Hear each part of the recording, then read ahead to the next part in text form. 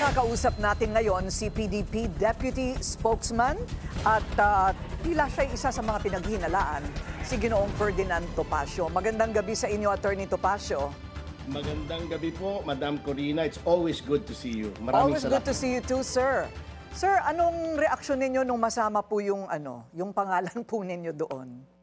Well, pareho lang po kami ng reaksyon ni kaibigang Mike Defensore. Katawa-tawa po ito. Alam niyo po, matagal nang katawa-tawa itong si Ginoong Montulfo. He's the same person who said nakaiwan daw ng 1 billion in cash si Pangulong Duterte sa Malacanang. So, we take these things with a grain of salt. Okay, he seems to be very sure sa kanyang mga pangalan.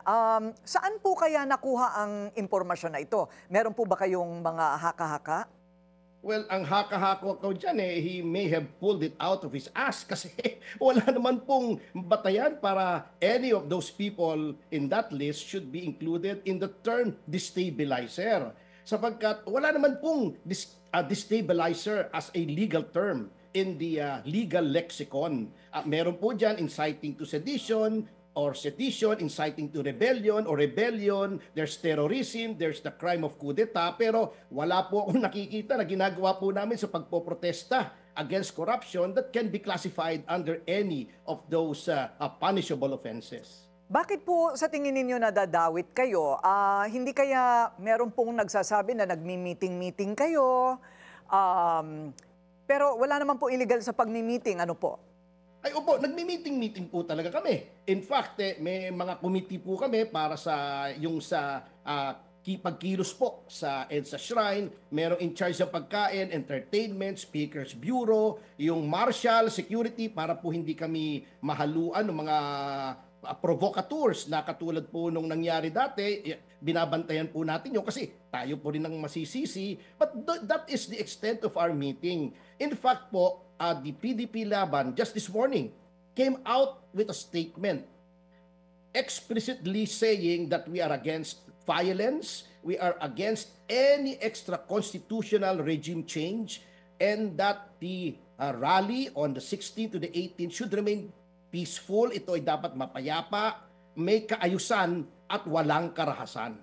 Ayun. Ang official po na pagsisimula ay 16. Yung 15 po ay ingress o paglalatag. Magsiset up po roon, entablado, lead wall at mga iba't iba pa pong mga accessories na kailangan po sa isang public assembly. Before we talk about that, isang question lang po.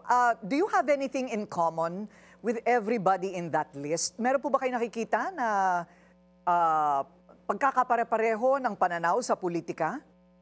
Opo, the common thread that runs through all of us there ay our disgust, our extreme disgust dito po sa nangyaring tinatawag na floodgate o flood control scandal sapagkat kung titignan niyo po yung amounts involved, talagang mind-boggling. I cannot wrap my head around those amounts. And to us, we believe that it is the greatest thievery ever, pinakamalaking pagnanakaw sa kasaysayan ng ating bansa. Ayun. So kilala po ninyo lahat ng mga pangalang naroon. Yung mga colonel po ay active pa or mga retirado na po?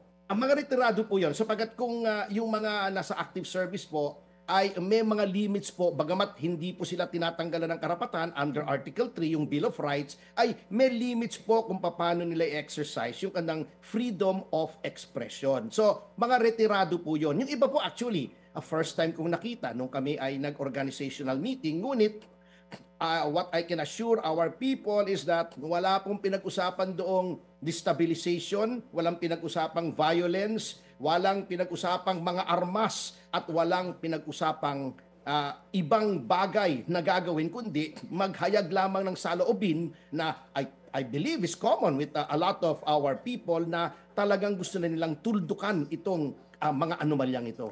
Last question, sir. Sa palagi po ba ninyo ay posible ang revolutionary government? Meron na po bang parang tipping point na maaaring yan ay clear, imminent? Hindi naman clear and present, but imminent.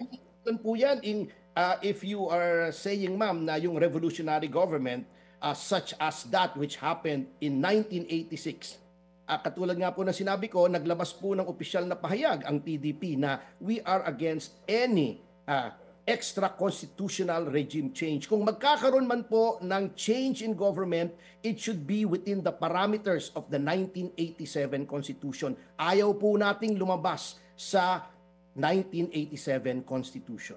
Okay. Maraming salamat po sa inyong oras, PDP the pleasure is Deputy all mine, Madam Spokesman. Polina. Sige po, Attorney Ferdinand Topacio.